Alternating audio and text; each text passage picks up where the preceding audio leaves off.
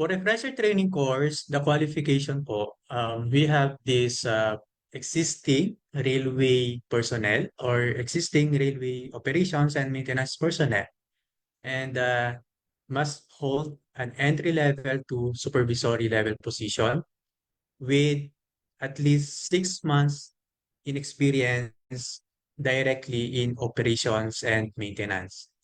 When we say existing railway personnel, ito po yung mga nagtatrabaho na in our existing railway operators like LRMC, the LRT1, LRTA for LRT Line 2, MRT3, and PNR. Okay, yun po yung ating mga existing railway operators. And we can categorize this personnel based on their employment date. Sila po ay hired on or before November 30, 2020. So all employees qualified to attend the refresher training course of the PRI should undergo this training course. Okay? 6 months in experience po and hired po sila on or before November 30, 2020. So ito pong ating refresher training course, hindi po siya offered to the public. This is offered exclusively for our railway workers, existing railway workers of our various railway operators. So our documents na kailangan po ma-receive prior the start of the training, we are requiring the railway operators or the railway workers to submit the accomplished training application form, and also from the management of the railway operator, the duly signed list of endorsed applicants or yung kanilang mga personnel. So ito po yung sample ng training application form ni PRI. So madali lang naman po siyang i-accomplish. We have online version of this training application form. Nagsisend po kami ng online link. Then kapag po nag-accomplish po doon sa online link natin, ready to print po siya. Ganito po ang magiging itsura ng inyong mga in-accomplish through online. So meron po dyan makikita yung refresher training course, fundamental training course, capacity development, and the supervisory and managerial training course. And we have also these various specialization. So pipili lang po dyan yung ating mga trainees or our railway workers, yung ating mga personnel, and ilalagay lang po yung mga personal details. Okay? Next po is the duly signed list of endorsed applicants or personnel. So individually, nag-accomplish ng training application form, and kapag po yung ating mga personnel ay nag-accomplish na, isesend po ito sa kanilang railway operator. The railway operator po will consolidate the list of all personnel or applicants na magti-take ng refresher training course. Then dito po ilalagay lahat ng mga pangalan ng mga personnel. Ilang personnel yung magti-take ng refresher training course for a specific batch, ano ang kanilang position or designation in their railway operator, anong division sila, ano ang competency na kinukuha nila, and yung employment status. Ayan, yung employment status, mahalaga po yan kasi po yan po ay magsaserve sa PRI to determine po na yung ating mga applicants for refresher training course ay qualified na mag-take ng refresher training course. Kung hindi po sila qualified based on employment date, sila po ay hindi magpo-proceed sa next step ng ating application. Kapag po na-submit, naipasa, naisumite yung ating mga requirements, ito na po yung iba't ibang mga pagdadaanan ng ating mga railway personnel. Okay? Unang-una po, mag-i-invite po ang PRI through the railway operator po, at kami ay magsisend ng invitation letter. Quarterly basis po ang pagsisend namin ng letter sa ating mga railway operator. Okay? Pangalawa, kapag ang ating mga railway operator, employee or personnel ay naka-receive ng invitation letter, nagpatawag yung kanilang management na mayroong invitation ng PRI, kung sino po ang qualified at interested to join or to apply in the refresher training course, ay required po mag-submit ng training application form.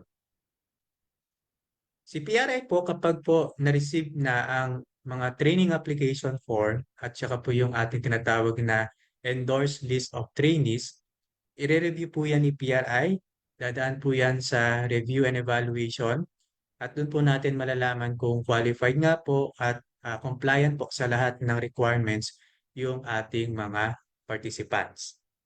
Kung meron pong hindi kulang or kung meron pong kulang doon sa requirements na isinabmit ng mga railway personnel like details in the training application form or hindi po nakapag-comply within the set deadline, sila po ay magkakaroon ng notification through their railway operator coordinator na si ganitong personnel or applicants po ay hindi mako-consider in the refresher training course due to this reason.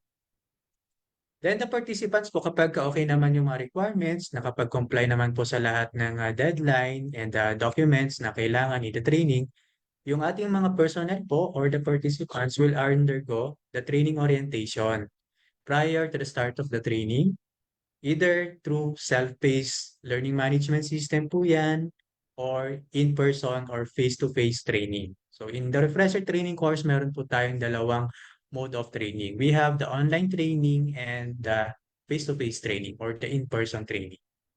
Ang ating orientation po ay ibinibigay sa ating mga personnel or the participants para po magkaroon sila ng idea at malaman po nila paano po i-operate yung ating LMS, yung ating learning management system, ano po yung rules, ano po yung mga deadline, schedule ng activity, at paano po yung magiging reporting nila in the PRI. Because kahit po tayo ay naka-online, ang ating mga personnel po ay tinututukan ng ating mga instructor.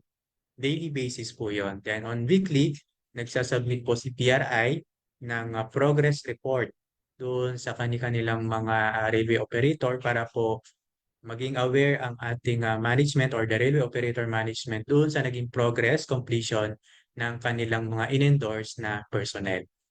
For the in-person naman po, during the first day of the training, ito po ay ibinibigay bago magsimula yung unang topic ng ating training. So, in the preliminaries, ibinibigay po yung orientation, ano po yung expectation, ano po yung kailangan i-submit, at ano yung responsibilities ng ating mga trainees. So, lahat po yan ay ibinibigay sa ating mga personnel or sa ating mga trainees para po guided sila sa kung ano man ang gagawin nila in the training. For our refresher training course, as mentioned a while ago, we have online and face-to-face modality. For the online, we have 1 month duration that is self-paced through our learning management system. And all of the participants po are required to attend the online synchronous session through Zoom application every Friday for question and answer session with our respective instructors. For the face-to-face session, this is only good for 5 days. No? Halimbawa po, nagsimula tayo Monday, matatapos po tayo ng Friday. So in Monday, meron na po orientation. In the 5th day, magti-take na po ng exam. Yung mga qualified lang po na mag-take ng exam. Yung mga hindi po qualified, need to retake the exam. No? Depende po yan sa naging performance ng ating mga participants.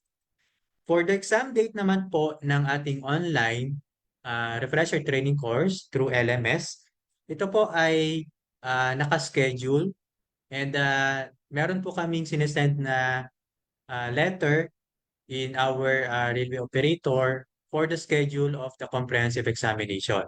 So ang kailangan lang po gawin ng ating mga participants or ng ating mga examinees ay mag-accomplish lang po ng online registration link ng ating examination para po on the day of the exam ay kasama sila doon sa mga magti-take ng exam.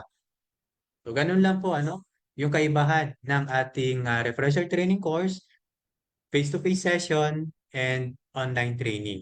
Inuulit ko po, ito po ay exclusive for the existing or the current railway workers in the country.